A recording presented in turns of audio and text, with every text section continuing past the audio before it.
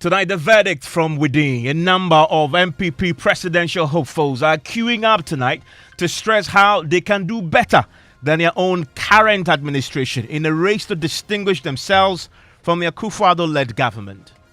The people of this country have supported it for a long time. And this is the time to make them feel that there is a new leadership coming.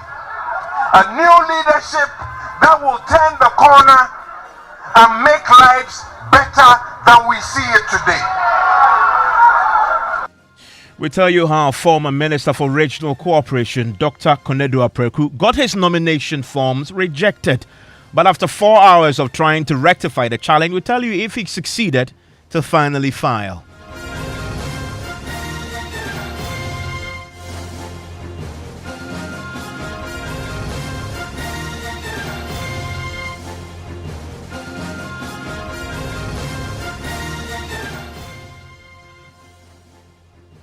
This is Top Story with Evans Mensah.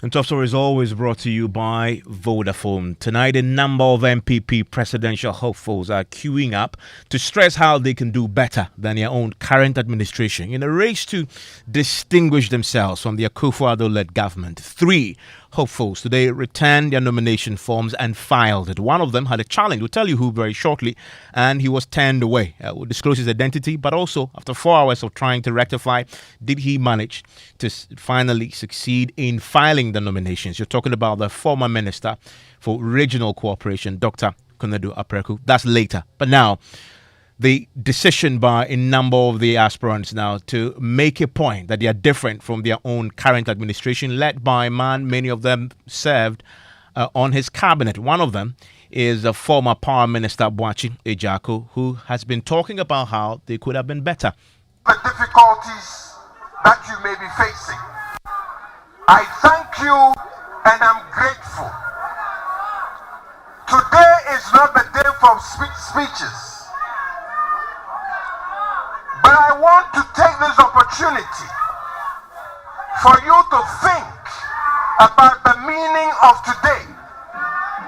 Today is when we begin to restore hope in ourselves, to restore hope in our party, and to restore hope to the people of this country.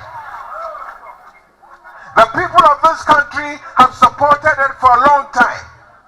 And this is the time to make them feel that there is a new leadership coming. A new leadership that will turn the corner and make lives better than we see it today.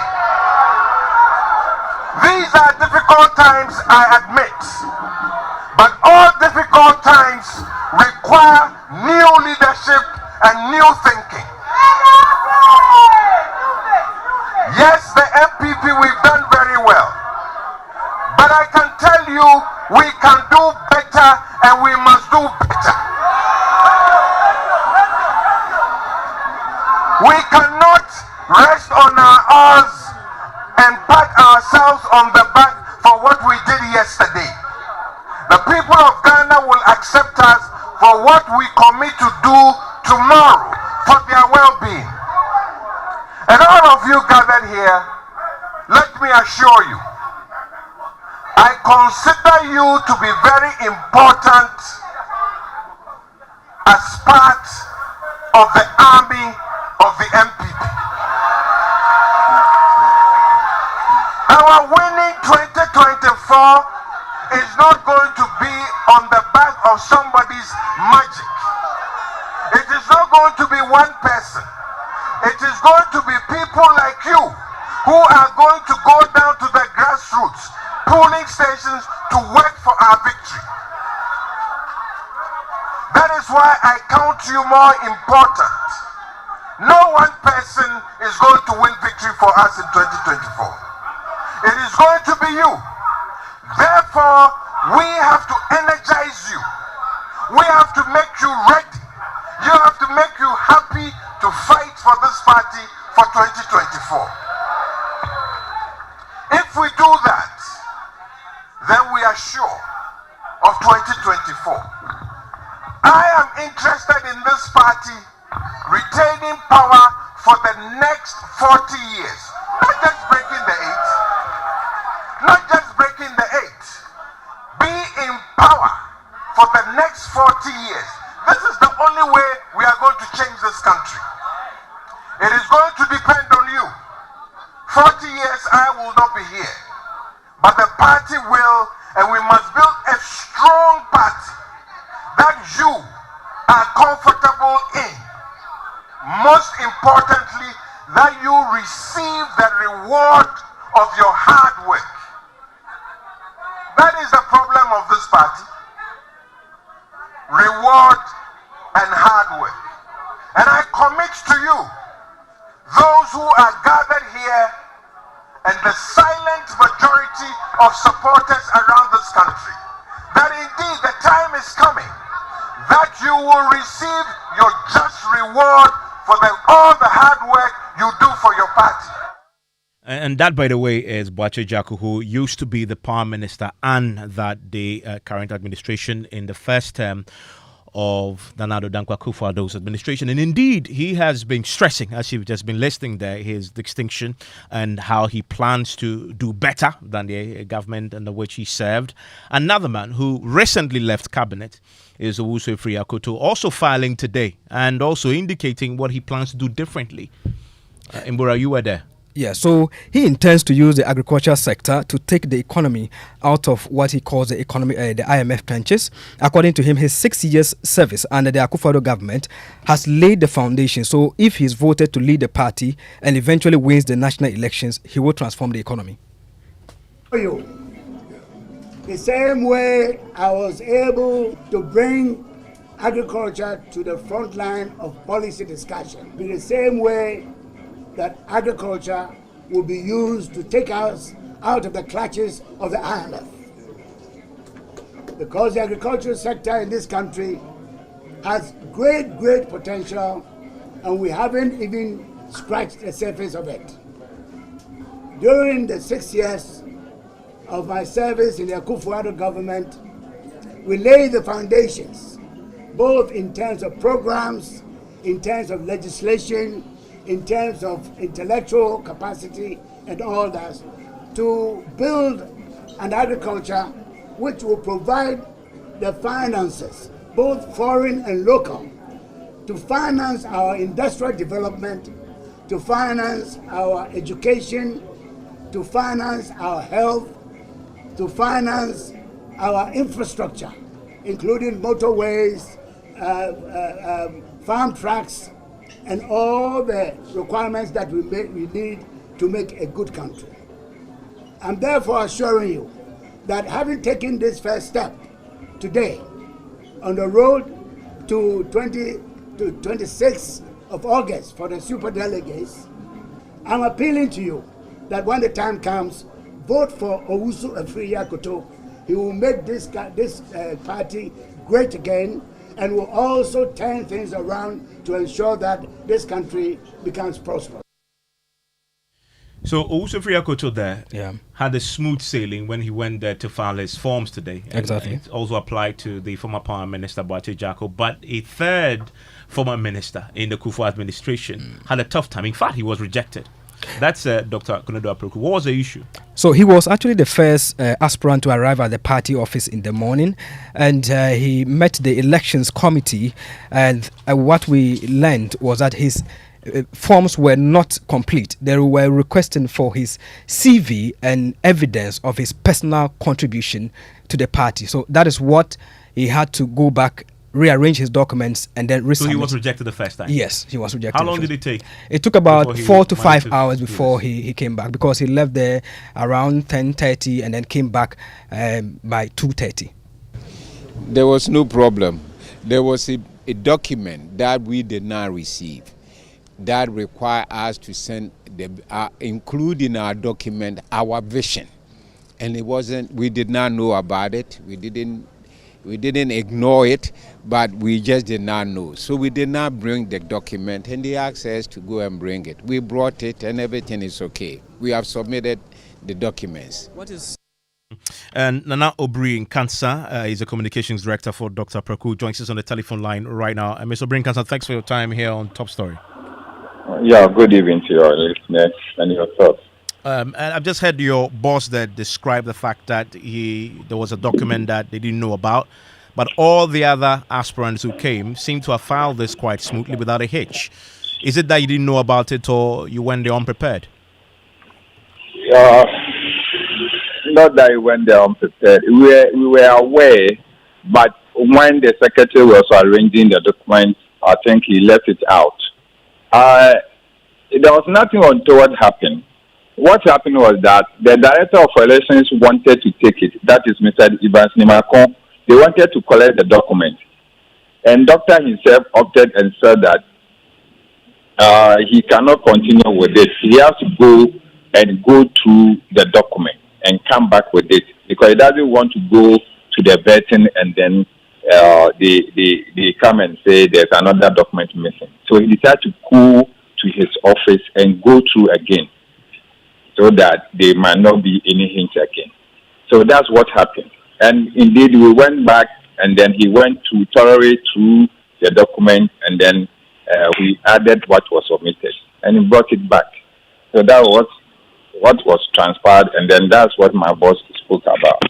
And thankfully, Director of Elections, Evans Namako, is with me. Director of Elections, thank you for your time here on Top Story, Mr. Namako. Happy with the documents once they return with it?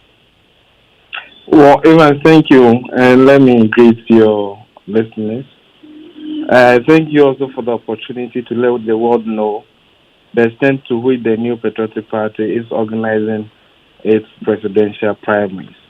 Primaries was open 26th of last month. It's ending 24th, which is Saturday.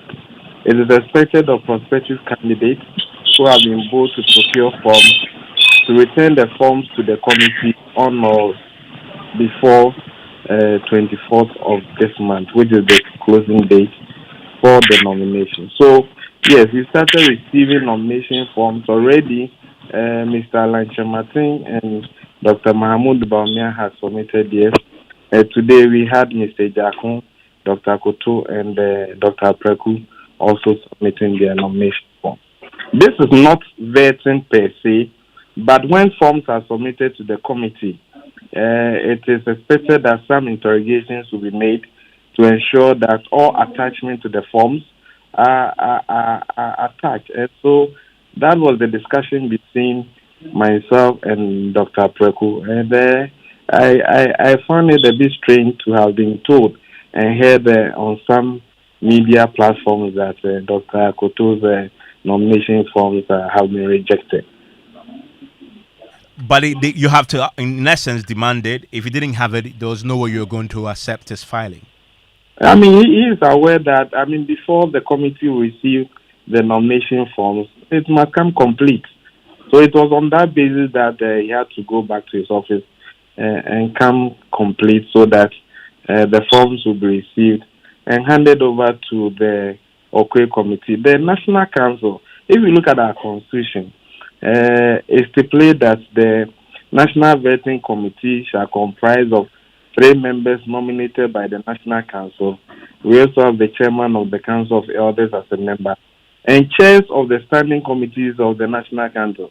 So these are the composition of the vetting committee. And whilst nomination is open, it is the Director of Research and Elections who must see to it that all those requirements expected of candidates are fulfilled. So it was on that basis that Dr. Preku was to go back and come complete.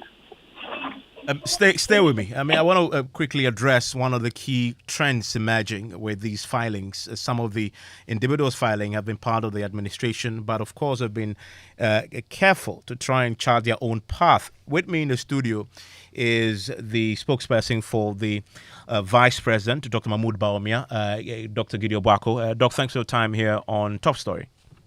Nice. And yes, last week when the vice president filed, one of the key things he said was that he had his own vision, quite distinct from, of course, he talks about what he's been part of, but he also had his own vision. In spelling out the vision, though, many will ask, how is that vision different from the last 4 years? Of course, he's been part of this administration at a very high level. How do you reconcile those two things? Yeah, I think first of all, it's not just the vice president who has his own vision. I believe that any of the other aspirants who are seeking, who is seeking the mandate of the people to lead the party and ultimately become the president of this country, would one way or the other have his or her own vision. It is important that we articulate that and let Ghanaians know that each one of them is coming on his or her own merit with a new set of vision. Of course, it's going to be quite difficult to say that you want to run a vision that is distinctively distinct from what is existing today. You may have some elements of the vision of this government, getting into the vision of the new leader, because we are one political party and we have common values and core values, and the values of the NPP are the values that our forefathers JB Danquah and Co had set out for us. We believe in property owning democracy, we believe in private enterprise and all of that. So whichever vision that any of the new aspirants has will be anchored on the core values and the principles of the new patriotic party. So in essence, it wouldn't be markedly different from the vision of the party, but it must be fashioned in a certain way that will also carry the entire Ghanaian community along. So by and large, they are all expected to be visions that will help address the challenges of this country and help promote economic growth for the people. But it may have some elements of President Kufuor's vision, some elements of Kufuor's vision, and then whatever you want to carry. But by and large, it must be situated within the context of the values and the principles of the new patriotic party. Stay with me. Another individual today, a former Agric minister who recently just resigned from cabinet, also filed his nomination forms today, and also presented his own vision. I want to bring in Prince Amuzu, who speaks for Dr. Freya Koto. Mr. Amuzu, thanks for your time here on Top Story. Thank you very much for having me in regards to the listeners. There's a fundamental colleagues on the panel. There's a fundamental question that all of you aspiring who have been part of this current administration will have to ask and answer, really, which is, I heard the former Greek minister talk about using a grade to transform the economy, etc. But he's been the pivot in this administration for using a grade to transform the economy already in the last 6 years through the Plan for Food and Jobs. So he could not do that in 6 years. Why should we believe that he can do that going forward? Very well. The conversation is one of time. If he says in 6 years he has laid a foundation, that is understandable, because you couldn't have said that you could do that in 1 year or two or whatever. But the structures, some of which are institutional, for example, the Tree Crop Development Authority, which he speaks about, the Horticulture Development Authority, and all those stuff, they have legal components and so on and so forth. And also there's a conversation about the prioritization and worth of investment that goes to the sector and the priority of the government of the day. So these are the conversations we are talking about, and we could not say that because he's been a minister for 6 years, he should have achieved everything else within that 6 years. Clearly, he has said that the Nana Ansah Kwao IV government has laid a strong foundation upon which, when he's given the opportunity, he is able to continue and make agriculture the bedrock of our economy, raise the necessary foreign exchange to fund the social sectors of our economy. This is a very sound and profound vision for anybody to put forward. Does he accept that he will be, if he wins, he will be running on the record of President Akufo-Addo and on his own record as former Greek minister? He is part of the record of the President Nana Ansah Kwao IV, and he is not shying away from his record as a minister for food and agriculture. So sure, he is going to run on the record of this government, which he is proud of. And then the follow-up then is, if he's going to run on that record, there isn't a perfect government. Is he also ready to accept the failings as his as well? the comparative view of the point you put forward that there is a failing, you have to compare to have the weight of it. Look at the opportunity cost. If MPP were not in power, if Nana Ansah Akufo-Addo was not president, if Dr. Osofri Akuto was not a great minister, do you know that would have had food crisis in Ghana by now? That's the type of conversation we can be having. It has to be comparative. Yes, there are difficulties. Yes, we are in some kind of financial and economic situation, but we are better off compared to the alternative. I mean, Gideon, so the vice president says he has his own vision. What is his vision? Can you articulate it? Yeah, I think if you look at the vision the vice president articulated, it cuts across energy efficiency, fiscal prudence, cut across economic growth, agriculture. But anchoring all of this is application of technology to leapfrog the technology that we have to enter or embrace the fourth industrial revolution. So, for instance, in the area of agriculture, he thinks that yes, we need to develop agricultural sector, but we need to leverage technology, data and systems for inclusive economic growth. And it's talking about the application of AI and all of that to leapfrog this to get to where we want to get to. He talks about the need for us to have that golden age of natural resource governance, where we add value to our national resources. And it talks about having the dream of getting an LBMA certification for our gold refined. There's something said on that correct me. I mean, you can elaborate on that the BOG will have his own mine of a sort. Yes, the vice president is that what it is? Yes, the Bank of Ghana will own his own mine. Yes. I mean, all over the world, central banks that are doing so well have gold mines. I mean, they buy gold. In fact, the IMF has the highest, vote of gold in the world. Banks that are big in the world are big because of the gold reserves. But they don't mine themselves. They buy it and store it. Yeah, so for a rainy day. Yeah, I mean, some do. Some central banks have gold mines. What the vice president is advocating for is that first we establish an LBMA certified gold refining in this country. Ghana is the largest producer of gold in Africa, but in the whole of Africa, it is only South Africa that has an LBMA certified gold refinery. So we get our gold, the dory, and then we ship it just like that. We don't add value to it. So he believes that if gold has been with us for ages and has been one of our number one exports, then we need to have that refinery that is certified to refine our gold in this country. It can even serve the sub-Saharan African sub-region. So that is where he is looking at. And then the Bank of Ghana continues to increase the vote of gold that we are buying. So you have to explain this. So the idea is for the Bank of Ghana to operate the mine. How is that going to work? The Bank of Ghana will own it, not necessarily operate it. Will own it. Exactly. Will have a gold concession. Because we have gold concession, foreigners, companies from outside come, they get concessions in the country. So this is a large-scale mine? Yeah, whether through Ghanaians, and they are mining and taking the gold away. We are sitting on the gold. It is our property. There's nothing wrong. So this BOG own mine, is it large scale or small scale? It's going to be large scale, and the Bank of Ghana regulations allow them to enter into such trading. You understand? It's in the Bank of Ghana regulation where the Bank of Ghana owns a gold mine. The Bank of Ghana can own a gold refinery, buy gold, refine it, keep it to shore up our foreign exchange. That is the largest backup we can give to our currency, and that is the future. And the vice president has seen it. He has worked with the IMF, the World Bank, and all these international organizations, and he knows what other central banks are doing in other countries that are helping their currencies to be held properly and having a lot of foreign exchange. That is why 1.5 years ago, he started advocating for Bank of Ghana to increase their gold. And since independence until 1.5 years, Bank of Ghana only had 8 tons of gold. Today, as I speak with you, within 1.5 years, Bank of Ghana has doubled the vote of gold that we had since independence. And that has doubled.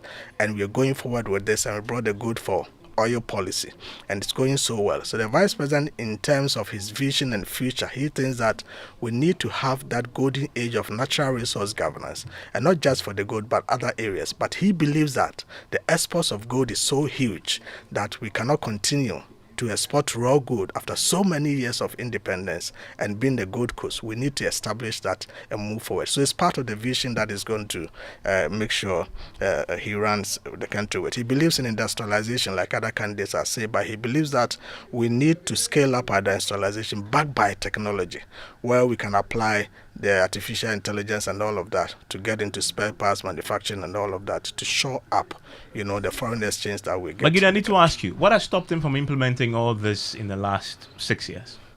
Oh, I wouldn't say something has stopped the government. The vice president is not a trade minister. He doesn't implement anything. The vice president's office is not in charge of any policy implementation. It's a thinking institution where policies are developed and the sector ministers implement. Over the last 6.5 years, the government has done so well in terms of industrialization. You've seen what we've done with the One District, One Factory.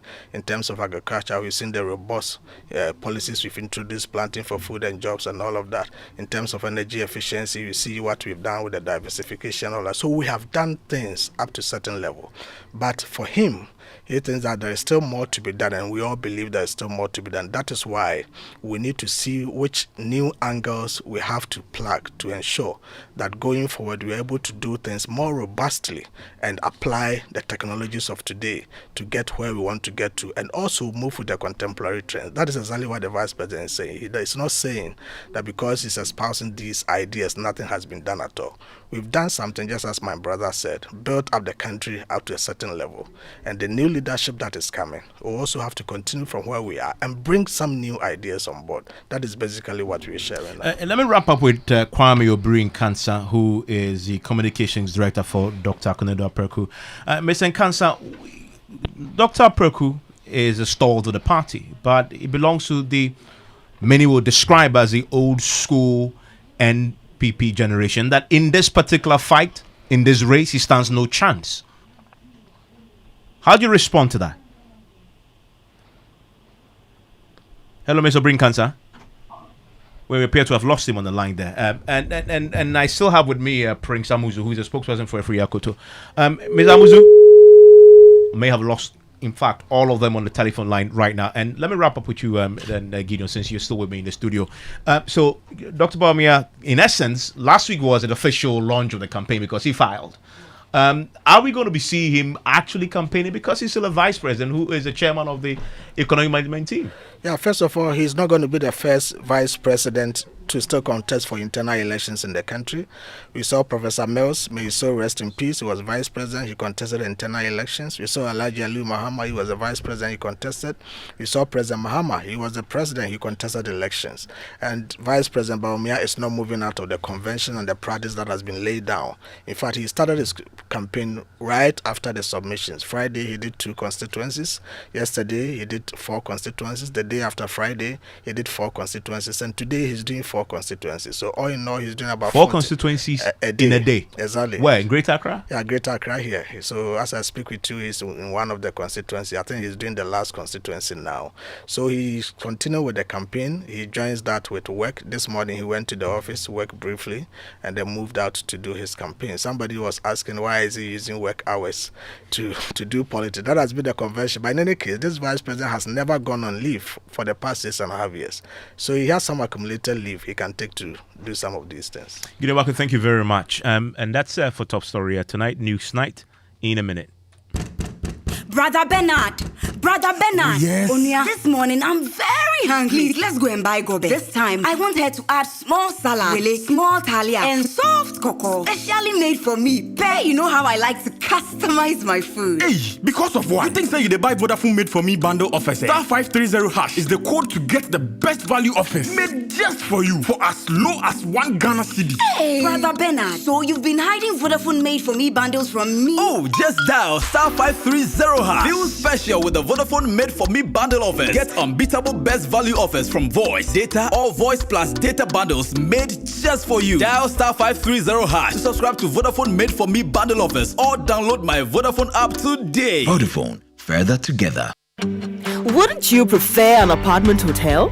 One that offers the utmost convenience of a boutique hotel while offering the idyllic comfort of your own private home. Oasis Park Residences offers luxury studios, 1, 2, and 3 bedrooms, both for short and long-term rental at competitive rates.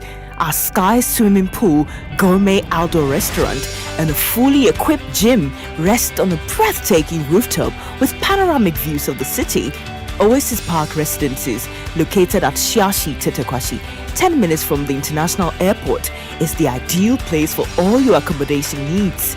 Why don't you give us a call on 020-4343-009 or visit our website at oasisparkresidences.com to make your reservations. Oasis Park Residences, more than a home. I've got Bellpack and I won't let go. My name is Nana Ansah Kwao. Many people think I get what I want anytime because I am popular. No, that is not true. It is because me and Kasano, I like the best, and when I find it, I stick to it. I have found Bellpack tea roll, and I'm stuck with it. It is soft but not weak, strong but not hard. It is just perfect. Bellpack tea roll is smooth and gentle on the skin. Same as Bellpack kitchen towel. It cleans in one wipe. You can soak, squeeze, and clean again. One Bellpack kitchen towel lasts longer and saves you money. It's time you switch to Bellpack today and experience the perfect paper tissue. Say pocket tissue, table napkins, tea roll, and a kitchen towel. Bellpack is simply the best. Bellpack, just perfect. To be a Bellpack distributor, call 055-11-44400. Another quality product from Bell Aqua. Nothing feels so good like Bellpack. Shit, wahala no get breaks so. What is it? Some customers have left. Their mobile money payment didn't come. What? Avoid such payment issues with BluePay. BluePay lets you easily receive payments on your mobile device with no e-levy charges. Simply enter your customer's number and the amount to be paid on your BluePay app. The customer will receive the BluePay prompt to confirm with their PIN instantly. Customers can also pay with bank cards using the BluePay POS device. Call or WhatsApp 054-7220-200 or visit bluepay.com.gh to register and get BluePay for your business today. BluePay, never miss a sale.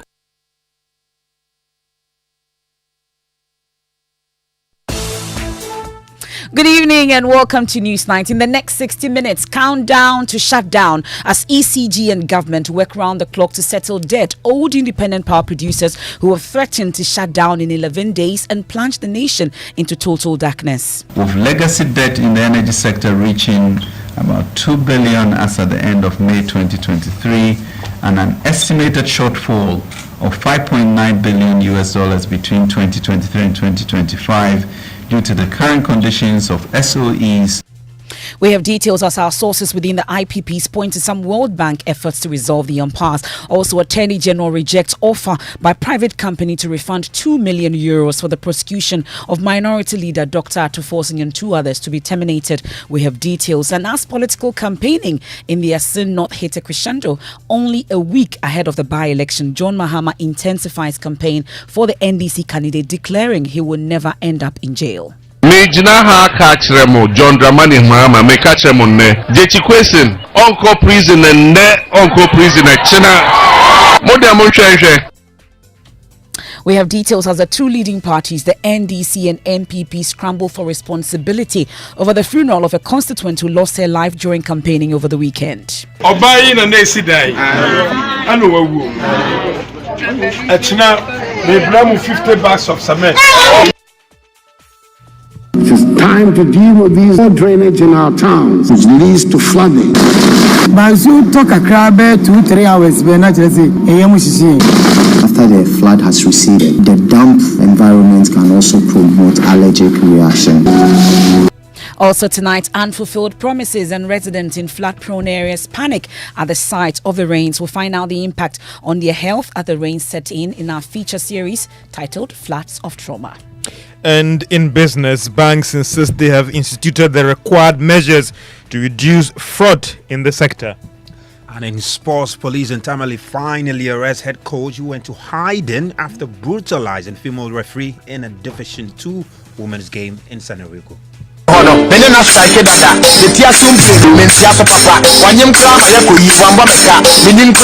Who is more your type, Lydia Forson or Yvonne Nelson? I don't know Lydia personally. I've had an encounter with Yvonne. Okay. So really and truly, you picked Yvonne. And later in this bulletin, Yvonne Nelson stirs controversy in new book revealing a popular Ghanaian musician impregnated her and left her to her fate, forcing her to terminate the pregnancy. The first thing that hit me when he said no to keeping the pregnancy was my own life. I had grown up without a father in my life. I had often been reminded of how I had been born by mistake. We have details from her book, which also revealed that she was approached to contest the Ayawaso West Wogon seat against longtime friend John Dumelo. She told me about this thing long ago, that somebody approached her to contest against me. I respected her for that. I respected her for, number one, telling me. I respected her for not taking that decision. That and more in tonight's edition of Newsnight. Please join us with your thoughts and comments. It's via WhatsApp 055-1111-997. I am MFA Apau. And my name is Evan Spencer. We start tonight with government's race against time to avert a shutdown of our power plants, because government, as of tonight, is working round the clock to urgently settle debt it owes the independent power producers, or at least come to some agreement on the matter. The IPPs, who are owed in excess of $1.6 billion, have threatened to shut down their plants by the end of this month if government fails to settle these arrears. Now, should the IPPs carry out their threat to shut down, it could result in significant power shortfall, which could plunge the nation into darkness. Tonight, Joy News understands there are several meetings scheduled between government and the ECG on one hand and the IPPs on the other to come to some amicable resolution. We'll go on the phone lines and get some answers and perspectives on this pretty shortly.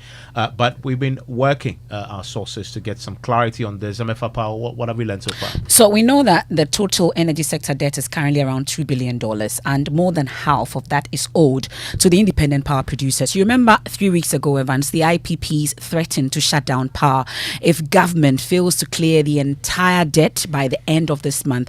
Government then initiated a negotiation process led by the ECG. We've been hearing from Dubik Mahama on this. Now, in that negotiation, government offered to pay $15 million to the IPPs every month to defray the debt over time, but the IPPs rejected the offer, insisting that government pays up $50 million to them.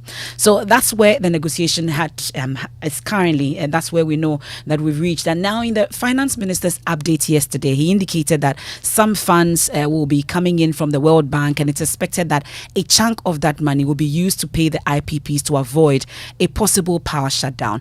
Our checks with the IPPs also indicate that by the close of day tomorrow, we'll get to hear their position, because the board of the IPPs will be meeting all ahead of the June 30 deadline. But the indications we're getting was that if they do not get that money, they may shut down even before the June 30 deadline. And we're still working our sources, and maybe at the end of tomorrow, after that board meeting, we'll get to know what the position of the IPPs is exactly on this matter. But are they hopeful? I mean, I know you've been speaking to them. Are they hopeful a resolution will be reached? The It last doesn't time look we heard like from the ECG boss, he was categorical that the shutdown won't happen in a month.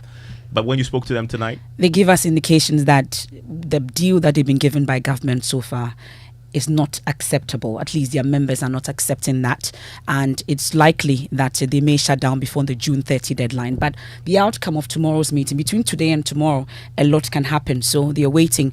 After that meeting, then they'll give us an official position of the IPPs on this particular matter. well, thankfully, the finance minister, Kenneth Friata, has been speaking about the challenges in the power sector and what government is doing to address them. With legacy debt in the energy sector reaching about $2 billion as at the end of May 2023, and an estimated shortfall of $5.9 billion between 2023 and 2025 due to the current conditions of SOEs and IPPs in the value chain in the sector. The sector has been prioritized for comprehensive reforms. It is expected that structural reforms in the sector should reduce the shortfall by at least $2.95 billion over the period. These reforms, which are aimed at sustainably reducing losses in the energy sector, will be outlined in the updated Energy Sector Recovery Plan, ESRP, which will be approved by Cabinet by end June 2023. It will be accompanied by, amongst others, the operationalization of a framework to guide the granting of energy sector subsidies by end June 2023, implementation of an inter-utility debt settlement framework on a quarterly basis starting from June 2023, and implementation of a mechanism to enforce the guidelines of the cash waterfall mechanism and natural gas clearinghouse by end June 2023. Well, let's bring in a member of the Mines and Energy Committee of Parliament and also a former spokesperson for the Energy Ministry. Ms. Edward Bauer, thank you so much for joining us here on Newsnight. First, I'm curious, as a committee, are you privy to the details of this current negotiations ongoing between the IPPs, the ECG and government on the other hand? Thank you very much, Emefa. Let me state very clearly that as a committee, we have not been briefed on the negotiations formally, even though as key observers of the sector, and the fact that we superintend over that, and our contacts within the sector has given us that at least there has been some conversation between the IPPs and the World Bank, and then to a very large extent, there has not been serious conversations between the IPPs and government itself. And so that is exactly what we know. But of course, we do know the situation itself as to the level of indebtedness of government to the IPPs, which we understand that by the close of May this year, the indebtedness had increased from $1.5 billion to $1.73 billion. So that is exactly what we know. And we also do know that even though government is making suggestions as to the amount they can pay or the level of the debt they can defray, it appears that is not acceptable to the independent power producers. That is what we do know as a committee. Well, and as a result, the independent power producers are threatening to shut down their plants or take us off the grid by June 30. And as it stands now, just our checks before we came on air, it doesn't look like government is going to pay that $50 million that they are asking for. And it looks like they will go off or they will take us off before the June 30 deadline.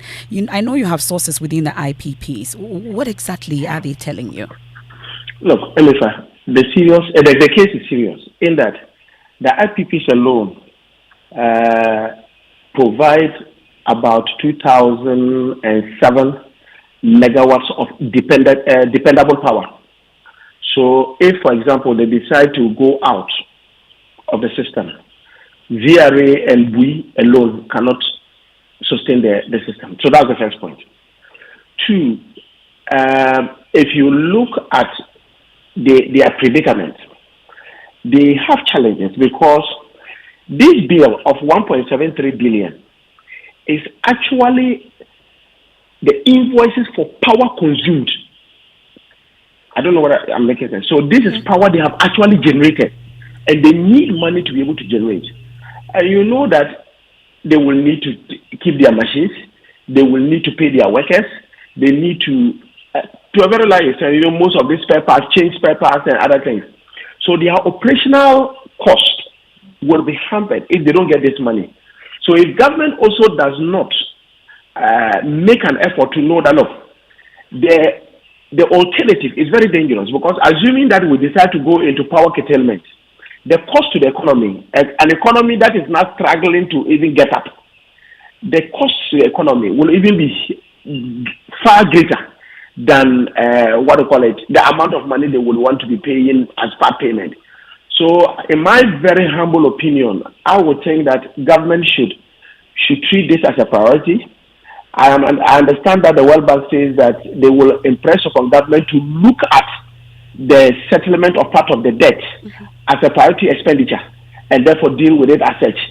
But if government is undermined thinking that as usual they can just brush off their threats, I think we'll be in for trouble. But in the face of all this, Mr. Bauer, we've had several assurances, including assurances from the ECG MD, for instance, then subsequently from President Akufo Addo himself, insisting that there will be no doomsday, an agreement will be reached with the IPPs. You don't have that much faith in the government? No, it's not a question of not having that the faith. But look, because ECG, which is the off-taker for all these IPPs, because ECG itself is unable to account for the money that the power that they give them, government decided to put up what they call the waterfall mechanism, where ECG buys, so after the sales of power, they put it down in a common pot in an account, and then they disperse them to the various utilities, depending on a particular formula. That to a very large extent, even though it was not taking care of the total bill of that ECG is invoiced, at least it helped in dealing with this in a bit. And as I speak to you now, the waterfall mechanism where the monies realized from the sale of power is distributed to the various utilities. See, for the past 2 months, it has not been functional. So what it then means is that as to what that money is being used for, nobody knows. That's the first point. The second point is that even the manner in which the waterfall account is being managed, because I have given you power. You are supposed to sell and give me back my money. I should know how the common pot where all of us get, it should be a bit transparent for me to know that when ECG sold the power for the month of May, they realized 100 Ghana cedis. And it is the 100 Ghana cedis that we are apportioning to the various utilities. Even if it's not going to cover the whole cost. But the running of even of that is also not transparent. And for the past 2 months, it has not been operational. So if you talk, for example, to the IPPs, they will tell you that, one, they do not even know the amount that is realized in that particular account. Two, they only sit there and they get an alert in the account that suggests that they are receiving money from the waterfall mechanism, approach. But as to how much is there, nobody knows. But even with that, for the past 2 months, they have not disbursed any money from that account. Okay. Mr. Edward Bauer, thank you so much for joining us. And this is an issue that we'll be monitoring. Edward Bauer is a member of the Mines and Energy Committee and a former spokesperson for the Energy Ministry. Well, as we indicated, the Electricity Company of Ghana, they are leading the negotiations with the IPPs. The Managing Director, Samuel Dubik Mahama, has been very clear that they are working to avert this shutdown by the end of the month. We've had very, very productive discussions and they would not go off with all confidence. I would say ignore because we do owe them. So I would say ignore, but what I'll say is that the conversations are far advanced to avert something like this. And so I can say with all confidence that it won't come to that. There are a few NDAs in place, but let me give you a small whole. We are trying to find a way to make sure that the money expected of us to pay is reasonable and is within our reach. Because what IMF is saying that ring fence legacy debt, but you have to stay current. If those excess and idle capacity charges are still existent, we cannot be current because we will still be punching above our weight limit. So we need to find a way with all of them at the table to agree on an amount or a tariff that halts these excess payments for a longer period of time, and then we can consider it in a different form for them. In fairness, everybody has a different way of how they set up the plant. Yeah. Some of them self-financed, so they don't really have lenders that are disturbing them. Others have lenders that are disturbing them. As I said, everybody's problem is different. Well, the president himself just last week was also categorical that the government will keep the lights on. I want to reassure all of you that my government will continue to work towards keeping the lights on, in spite of the global dynamics of energy pricing, because the alternative is not an option. We are not going back to doomsday. We'll leave that to President Mahama.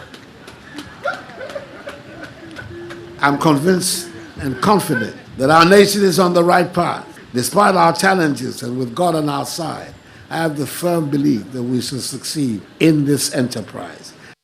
President Akufo-Addo there. I want to hear from you, 055-11-11997. And tonight, the Attorney General has rejected an offer by private company Big C Trading LLC to refund €2 million for the prosecution of Minority Leader Dr.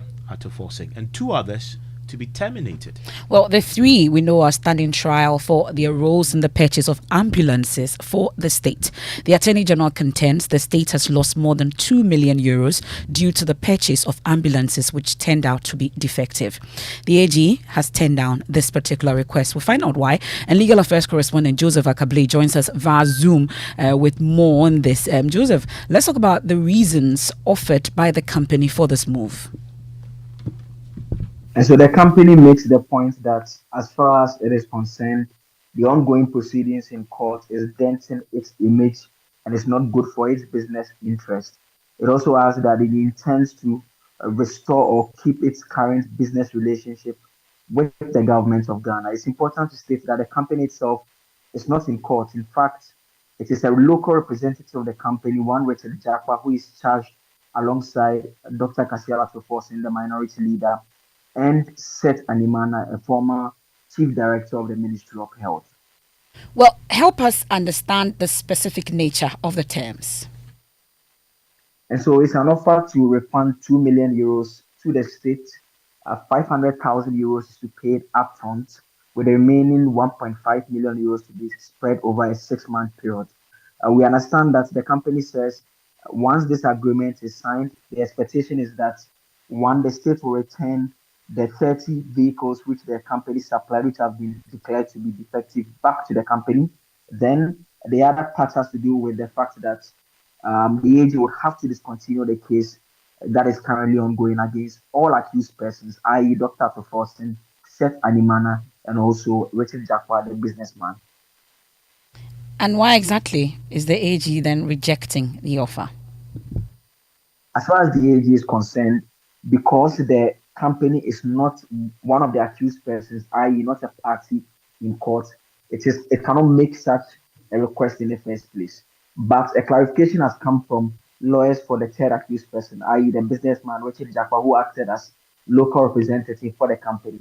His lawyers have written to explain to the AG that yes, they admit that the company is not a party to the case, but it's simply the company that made the offer to the businessman. And so the businessman has in turn adopted the offer and has now made the offer available to the court. And so that is why they have presented it to the court. And they've actually informed the lawyers for the other accused persons, asking them for their buy-in as well. It remains to be seen what the next move of the Attorney General will be, because this matter is back in court tomorrow. And Joseph, I'm just curious. Ato Forsing's lawyers, have they said anything about this arrangement that is being proposed?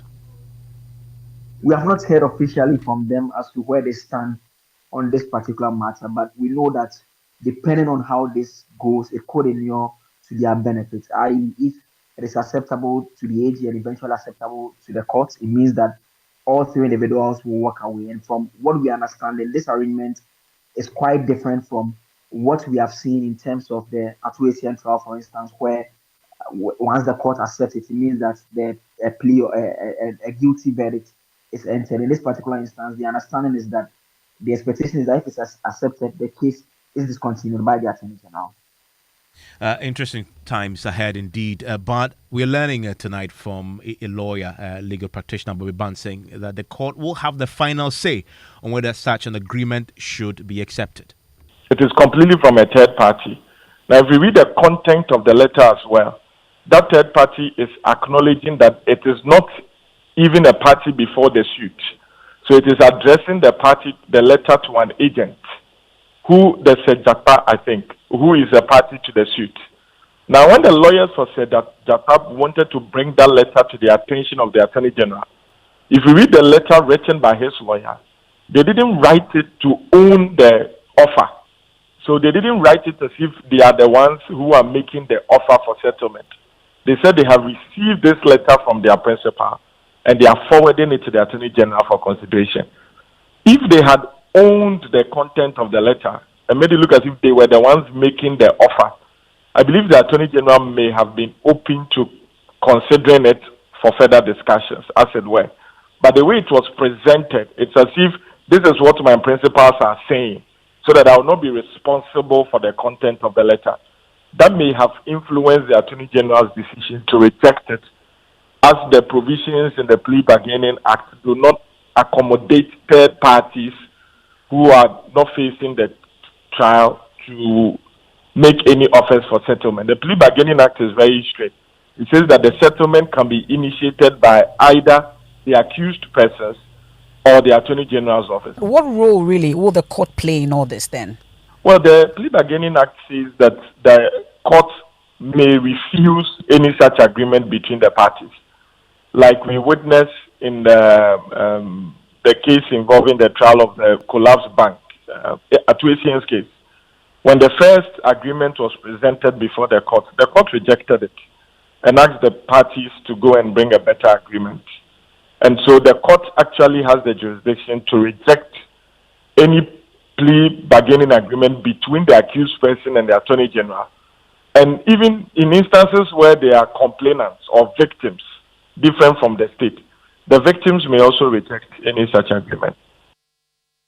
And Bobby Bansing is a lawyer helping us understand the arrangement and what might happen once the court decides to pronounce a verdict on whether to accept or reject it. Still listening to News Night on Joy 99.7 FM. Now, despite government's many promises of ensuring floods do not continue to wreak havoc in flood-prone areas, persons living in these areas still live in fear at the gathering of the rains, because every drop in their vicinity results in flood affecting their property and health, aside the emotional trauma and torture they endure until the waters reside. Hanodami has been speaking to them in our feature series titled Floods of Trauma.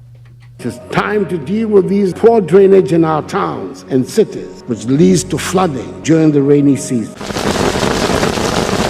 This sound of rain and its accompanying breeze sends many to sleep, snuggling safely and comfortably in a firm textured bed.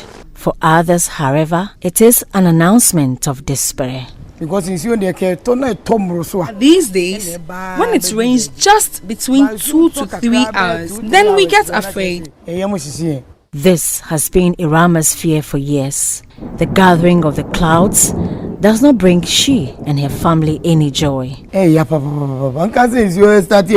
is very painful. When it begins to rain around 5 p.m., and continues till around 8 p.m., we get scared even to put our heads on our beds, and yet we are helpless. All we can do is to watch the rains drain into our rooms. An occupational hygienist, Dr. Roland Srebo, talks about the health hazards associated with the floods and dampness that Irama and others who are in similar situation are susceptible to. After the flood has receded, the damp environment can also promote allergic reaction that can easily promote asthmatic attacks. And let's not forget, malaria is also knocking on our doors after flooding. But Irama, who was born in this house, cannot move out. Her source of livelihood was mainly from renting these 14 separate room apartments to tenants. That is no longer an option, with no one accepting to rent a house which gets flooded every time it rains. Look behind me. I have lots of empty rooms which I could have rented, so I would earn some income, but I cannot do so because the rainwaters come in and destroy all the property of tenants. Imagine how much I would have been earning from these empty rooms if I was renting them out. It is really depressing. Irama is concerned about the hazardous impacts of the floods on her children and grandchildren, the mental torture, the inconvenience, and the health implications.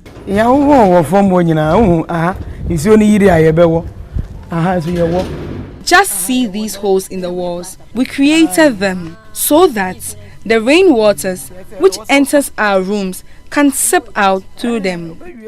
By the time I finish that work, I would be so tired. Sometimes, even after 3 days, we would still be collecting rainwater from our rooms anymore. Acknowledging that not all of Irama's concerns will be immediately addressed, Dr. Srebo believes some of these measures put in place can at least mitigate the impact of the floods on their health. We need to leave our compound green, because when we concrete our houses, our homes, it means that the water that's coming from our home is going to add up to others at the end of the day. That is what can result in a flood. From the Kwame Nkrumah Circle, I am Hannah Odami for Joy News. and floods of trauma as Mondays and Thursdays and throughout this rainy season. And you know, the point about flood waters, they recede eventually. Exactly. And when Always. they do recede, sometimes they leave trauma and they leave memories that people remember. The June 3rd. You know, Can never get over that. my colleague Elton Brobe Yeah. still Yeah. has Can't sleep without lights Yes. off in the room and all Still that has because that. the memory is still there. Yes. Like that, because he had to report.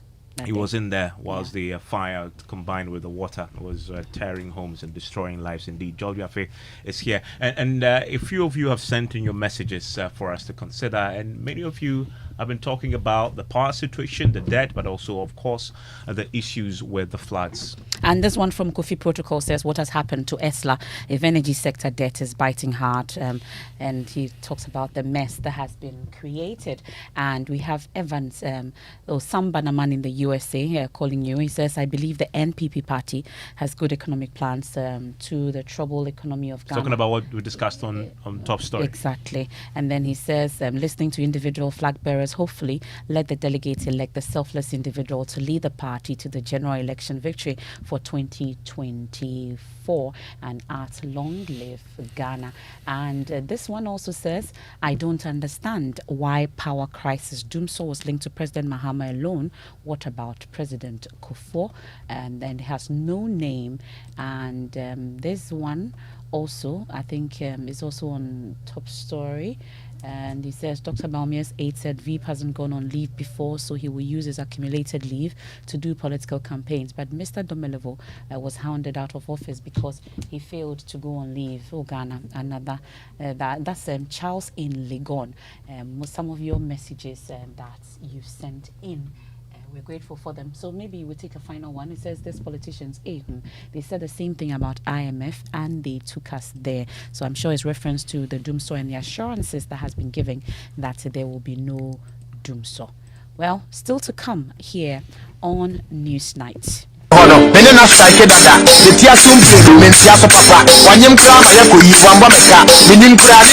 is more your type, Lydia Forson or Yvonne Nelson?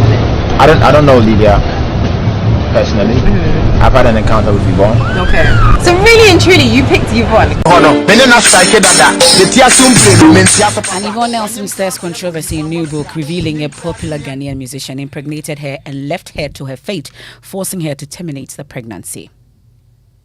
The first thing that hit me when he said no to keeping the pregnancy was my own life. I had grown up without a father in my life. I had often been reminded of how I had been born by mistake. We have details from her book, which also reveal that she was approached to contest the Ayawaso West Wogon seat against longtime friend John Dumelo. She told me about this thing long ago, that somebody approached her to contest against me. I respected her for that. I respected her for, number one, telling me. I respected her for not taking that decision. Well, that and more coming up, and many of you are texting us on this. I think the whole day has been a lot of talk on social media, especially on Twitter. We'll get into it. George, we are the spark in your eye. I love it. What's in business? The floodwaters reciting or coming up, the banks insist they have instituted required measures to reduce fraud in the sector, and President Akufo-Addo makes a strong case for recapitalization of African development banks to aid the continent's economic recovery. The business news on Newsnight is brought to you by MTN Business. Welcome to the new world of business. Allianz Life and Ghana Pay.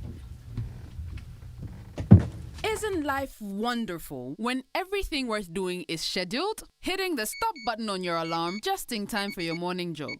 That happy moment listening to your baby's heartbeat at the doctor's office. Or an arranged virtual meeting with that big client.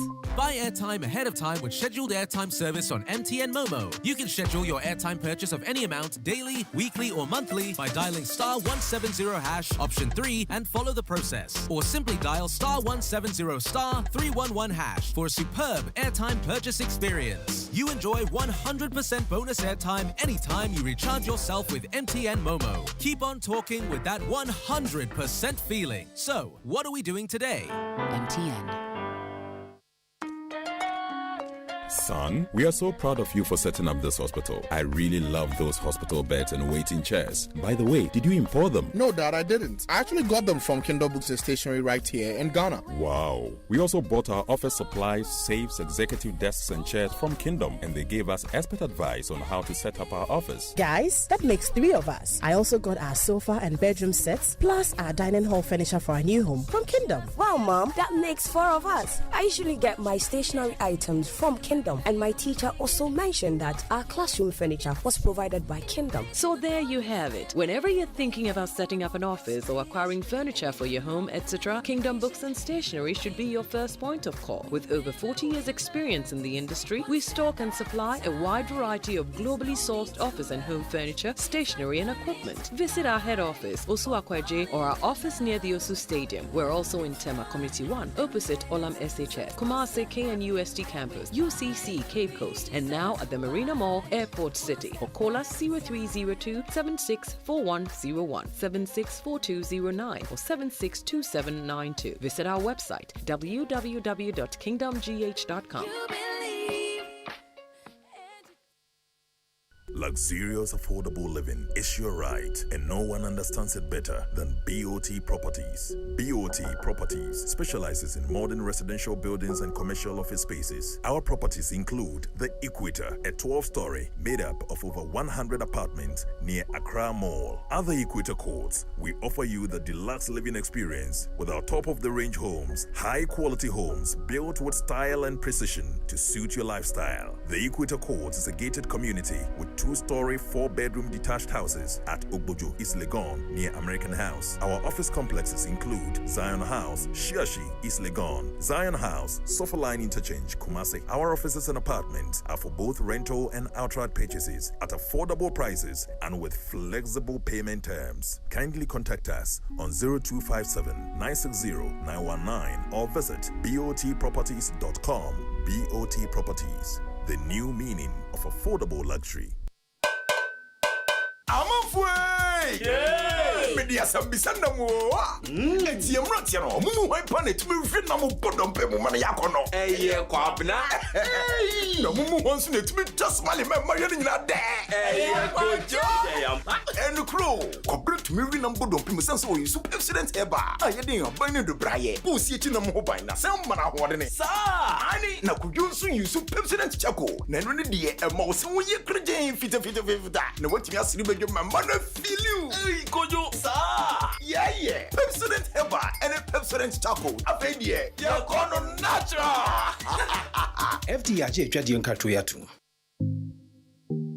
Have you noticed that Ghana has suffered lack of attendance at stadia across the country in recent years? Well, the Multimedia Group wants to be part of the solution, which is why we're calling on you, our dear listener, to help us. Our sister station, Inshira FM in Kumasi, has been on a nationwide campaign to identify factors influencing poor patronage of Ghana Premier League matches. This campaign has been widely discussed on traditional and social media since the beginning of the year. And after widespread stakeholder engagement, we have a list of questions in a survey that will help us come out with a communique based on science and data, and we need you to assist by completing this survey. The link to the survey is bit.ly/PhilGPL questionnaire. Once again, bit.ly/PhilGPL questionnaire. Please help Inshira FM and the Multimedia Group complete the survey in order to have a scientific response to this national problem.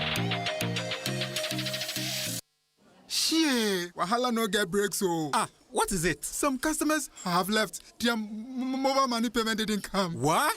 Avoid such payment issues with BluePay. BluePay lets you easily receive payments on your mobile device with no e-levy charges. Simply enter your customer's number and the amount to be paid on your BluePay app. The customer will receive the BluePay prompt to confirm with their PIN instantly. Customers can also pay with bank cards using the BluePay POS device. Call or WhatsApp 054-7220-200 or visit bluepay.com.gh to register and get BluePay for your business today. BluePay, never miss a sale.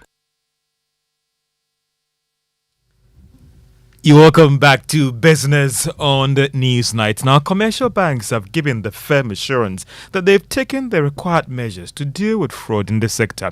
It is coming after a new Bank of Ghana report showed the banks lost more than 50 million Ghana cedis from fraud-related activities and over 20 million Ghana cedis from mobile money transaction fraud. Chief Executive of the Ghana Association of Banks, John Owa, says although a lot of work has been done, there's still room for improvement.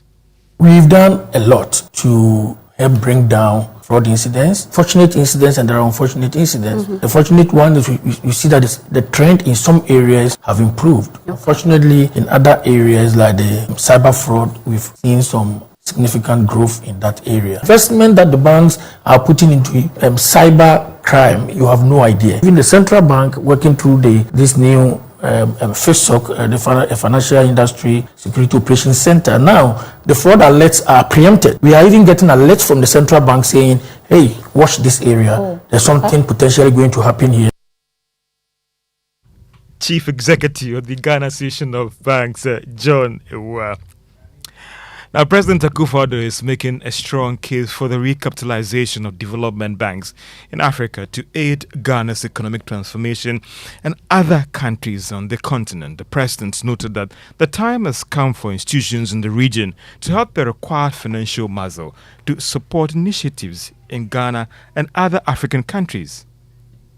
The Japan Bank for International Cooperation has a share capital of some 19 billion United States dollars. China Exim has a capital of 54 billion United States dollars, whereas Afro-Exim Bank has a capital of some 6 billion United States dollars, which excludes the most recent contribution by countries supporting the ongoing general capital increase. More importantly, we need to evaluate whether this 6 billion capital is sufficient to play that catalytic role of accelerating the creation of the market with a potential combined GDP of some 3.4 trillion United States dollars for our continent. President Akufo-Addo, let's still stay on the program because the African Export-Import Bank will be launching its operation in Barbados to serve the banking needs of African traders in the Caribbean. Chairman of the Afrexim, that is Professor Bennett Rama, was speaking at the official opening of the bank's annual general meeting in Accra today. 11 CARICOM states have so far joined the membership of the bank through signatures of the partnership treaty. And in a few weeks, we will formally launch the operations of the bank's Caribbean office in Barbados. And we are working together with the CARICOM to create a Caribbean Exim Bank, which will be a subsidiary of African Export-Import Bank. We are connecting African businesses with opportunities in the Caribbean and Caribbean businesses with opportunities in Africa. And that is Chairman and President of the Afrexim Bank, Professor Bennett Rama. Still on that sector or that program, the Ghana Railway Authority has signed a $1 million facility with the Afrexim Bank. The project will bring on stream assets of more than $3 billion. Now, once the project is completed, it will serve as a blueprint for other countries that the Afrexim Bank would actually be supporting. Let's move to other developments, and players in the e-commerce space have expressed worry about the inefficiencies associated with the Ghana Post, that is the GPS address system, arguing it has increased their cost of doing business. Now, speaking to Joy Business, the 2023 Africa Trade and E-commerce Logistics Conference, founder of the Africa E-commerce Provider Association, that is Andrew Pebby, noted that the conference will afford industry players the platform to compete in the global space. What e-commerce is doing is that instead of investing in brick and mortar shops and offices, you can just on a platform, e-commerce platform or procurement platform, and through that platform you'll be able to reach somebody, say in Kenya, somebody in South Africa and Nigeria. So it means that you don't need a physical presence to sell your product in all these countries, but through the help of e-commerce you can sell those products in those countries. So basically, that is the challenge that e-commerce is solving in Africa. Founder of Africa E-commerce Logistics Providers Association, Andrew Pebby. Now, Pernod Ricard Ghana, a subsidiary of Pernod Ricard Group, a leading producer of wines and spirits, supported the construction of a mechanized water facility in the Jakpatra community in the eastern region. Project is in partnership with the Tondevela Water Solutions. Eunice Osetitu is a sustainability and responsibility manager at the company.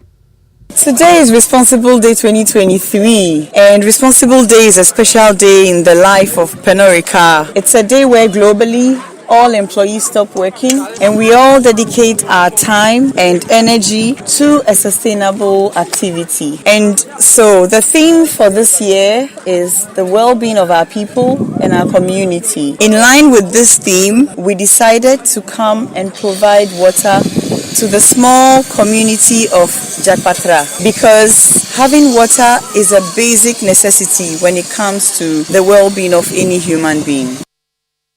Eunice Osetitu is the Sustainability Responsibility Manager at Pernod Ricard Ghana Limited. Let's turn our attention to the stock market. And if you were a shareholder in Guinness Ghana, today it was the biggest gainer on the market. It went up by 19 pesos to close at 2 Ghana cedis, 12 pesos. MTN is now worth 1 Ghana cedi, that is 24 pesos, after going up significantly. And also, if you're a shareholder in Funlock, it was up by a peso to close at 1 Ghana cedi, 32 pesos. And that's all for business on Newsnight. Back to you, MFA. And George, thank you very much. You've been following the series, the documentary series, The Nation That Begs. You've been following that. Interesting. I mean, this morning I had you on the morning show talking about the part 2, which in essence traces our path from hero to zero. A few years back, we celebrated the world over for being the economy where every conference event you go, you're talking about Ghana, the star of Africa. But being a recent conference, the story about Ghana has been very interesting. And then being at the IMF, being in other programs, they'll ask you that, so what happened, Evans? And Evans, you don't believe also that the goodwill that even in these times you're so much enjoying that. Listen, I don't think that we can get it wrong again. Well, this is an excerpt from the documentary A Nation That Begs Part 2. Full airing tonight on the Joy News channel at 8:30 p.m. Listen, compiled by my colleague Kofi J. I've seen Article 4, after seeing the COVID report, Article 4 2019 and the COVID report, and seeing the fiscal gap which is there. That was when I expressed the view that maybe it's time for us to go, that's how far back, to go to the fund, because it's not just about COVID. But we got all the COVID money, as I said already, and we could have used it to make a correction. Something fundamentally wrong. Government's position was very simple. No IMF program. It has so much hope in using domestic means to turn the nation's economic fortunes around. We are not going to the IMF. Whatever we do, we are not. The consequences are dire. We are a proud nation. We have the resources. We have the capacity. Don't let anybody tell you. In the raging storm, Finance Minister Ken Ofori-Atta was insistent that government will subscribe to an IMF program. If because of political pride and the rest of them we don't want to go, that is a different thing altogether. It should not be our first resort, but we have not demonstrated that on our own we'll be able to impose a fiscal consolidation that would elicit the appropriate response from duty bearers, as perhaps we have seen in our relationship with the fund. My position has always been, once the government on our behalf, whether I like it or not, says we are not going to the IMF, then my position changed. Then show us the alternative. The government's attitude tends to be that, we don't need IMF because IMF is bad. In a way, they don't say it directly, but it implies that it's bad. Now, when you ask them about their financial track record and their performance, the government likes to say that until COVID hit, we're doing brilliant. And I'm saying that if that track record is one we are so proud of, you did that under an IMF program. Well, part 2 of A Nation That Begs as this evening on the Joy News channel at 8:30 p.m. You really don't want to miss it. You will learn a lot. I learned a lot just listening to it. It was just like 2 years ago when the conversation started about going to the IMF, not going to the IMF, and now we are the IMF. From hero to zero. Catch it live at 8:30. Let's do sports now. Musbao has the very latest. Hello. Hello, MFA. Well, the Black Stars indeed. Disappointed you, I guess. disappointed you, I guess. Expecting too much, so. Yeah, well, anyway. But let's talk about Coach Idrisu Napari. He's the head coach for Tiyumba Ladies, and he was accused of assaulting a female referee in the Women's Division 2 game. He was on... he had gone into hiding, and the police were indeed searching for him because the female referee did sustain some very serious injuries, which resulted in her being hospitalized at the Tamale Teaching Technical University Medical Hospital. Well, the police have released a statement where suggesting that he has finally been arrested and due to face prosecution. My colleague Karim has the full statement from the police. The police have arrested suspect Idrisu Napari, a football coach, for attacking a referee during a Division 1B football match on a pitch near the Aliu Muhammad Sports Stadium in Tamale on 17 June 2023. The injured referee was rushed to the hospital for medical assistance following the attack. The suspect, who is currently in police custody, will be put before the court to face justice. Meanwhile, as police investigations into the attack continues, the Inspector General of Police, Dr. George Ekufu Dampari, has engaged the chairman of the Ghana Football Association, Mr. Kate Okreku, and the Director General of the National Sports Authority, Professor Peter Chumasi, on the matter and urged them to notify the police ahead of all football matches in the lower leagues, as is being done for the Premier League, in order for the police to put in place adequate security measures to ensure law and order during these matches. Karim there with that report. So it's a very, very bad situation. Female referee, assaulted simply because she took a free kick, which the coach deemed not to be a free kick, and insisted that, and actually asked all of his players, they were female football players, to leave the pitch and discontinue the game unless the referee rescinds the decision. And she says no, and he just went and assaulted the referee. And if you look at the pictures, very, very terrible. And the police have now finally arrested him. And it's a big conversation about football hooliganism in Ghana, and we are trying to nip it in the bud, and I think this is the best way to go. And interestingly, he is the chairman of the Northern Regional committee responsible for women's football. So ordinarily he should be and it's unbelievable. He was on the run for a while, right? They went to his house. He went to find him, and now thankfully they found him. Yeah, finally he's been But found. the lady has now been discharged. Yes, she's been discharged, and hopefully she will recover pretty shortly. So that's it for sports, brought to you by Pepsodent Herbal and Chaco Pepsodent. Every smile matters. Keep the smile on, Musbao. Now, let's talk about some other stories. And popular Ghanaian actress Yvonne Nelson has stirred controversy after revealing some very intimate details about her private life, including a revelation that a popular Ghanaian musician impregnated her and left her to her fate, forcing her to terminate the pregnancy. Well, this revelation is causing some considerable talk on social media, like we said earlier. We'll hear more about that shortly. But first, though, why did Yvonne have to write a book? She's been telling us. According to the chieftaincy minister, about 70%. I want people to get a copy of the book. They would understand why this book is so important to me and why I had to write this book. Now, talking to some of your colleagues, I asked them if they were privy to some of these stories you shared in the book, and they said yes. Usually we want to keep secrets with our friends, but you have kept these secrets for all these years, and now you have put it in a book and you're putting it out there. Why? Just grab a copy, you'd know why. This is one of those special moments in my life, and I appreciate you joining me to celebrate the launch of my autobiography. My journey so far has not been a bed of roses, so I'd like to thank God for bringing me this far. Great things He has done and greater things He will do. A very big thank you to Vita Milk, Brussels Airlines, Glow Scents, Pediasi Valley Resorts for supporting this event. And to a man I hold in high esteem, Manasseh Azuri, thank you for everything.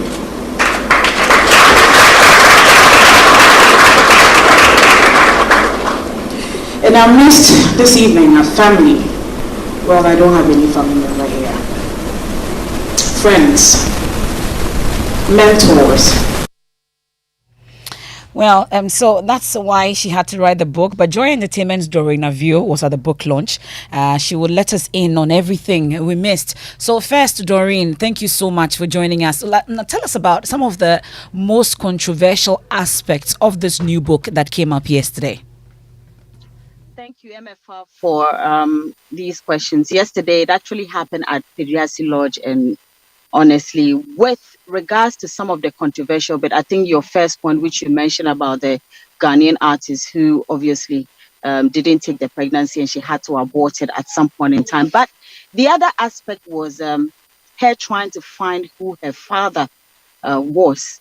And it took years, and it took years. It looks like her father had to even pass on before she actually realized who her father was, which I believe she says if you read the book, you would definitely know who her father was before his passing.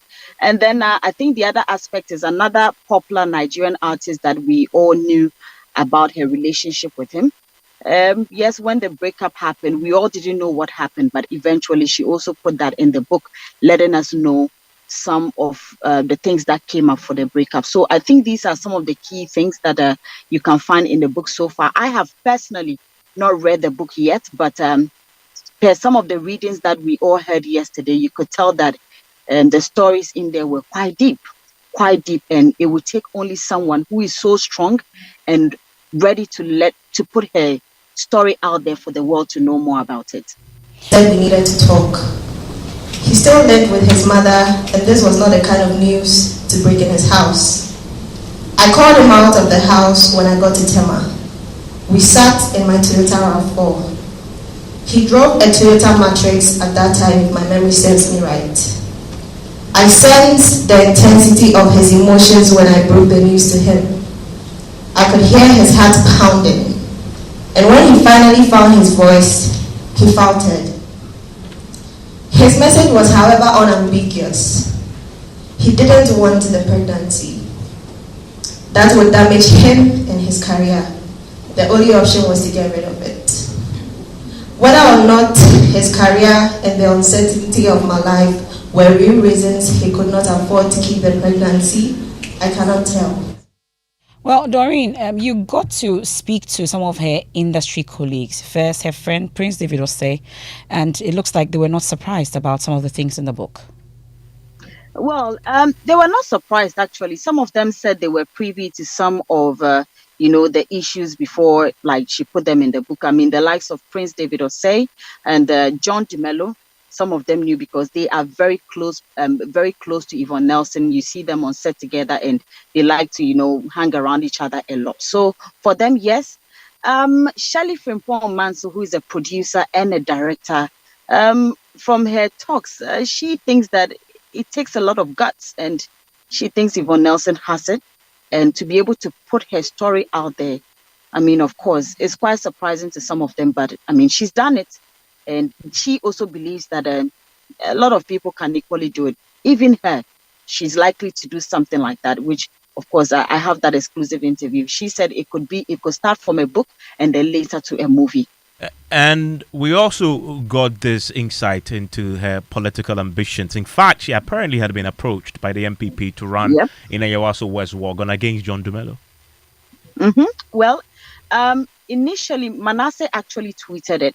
And so when I caught up with John DeMello, I sought to find out or to confirm it. And John actually confirmed that he received that call from his friend Yvonne Nelson at the time. And Yvonne said she was not going to contest. So she told me about this thing long ago, that, somebody approached her to contest, against me. And what I realized was I respected her for that. I respected her for, number one, telling me. I respected her for not taking that decision, because clearly, if you've been told to contest, I mean, of course, whoever is telling you, or the group of people telling you, are ready to support you with whatever it is you need. And so I think she put our friendship there, that look, you know what, John is my friend, I cannot do this against John, I cannot contest against John, and that is what real friends do, and I've really respected her for that.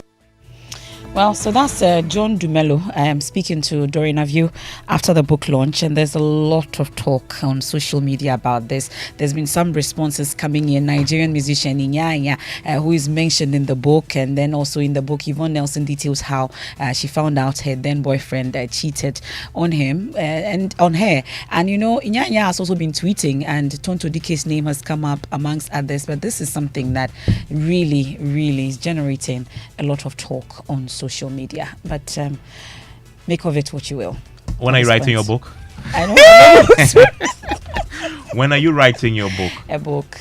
When are you writing your book? My book. Yes. We'll write it together. Of course, I've not been there. I'm not there yet. I haven't accomplished much to write a book. Once I get there, I'll write a book. It will definitely not be about people. Oh, come on. You have to tell the full story. I need a chapter on myself. Oh, of course. You have it. Maybe two chapters in there, at least. Yeah. Well, you want to stay because right after us, you would hear Nana Ansah Kwao with "That's My Opinion: Thoughts of a Confused Father." My name is Evans Mensah.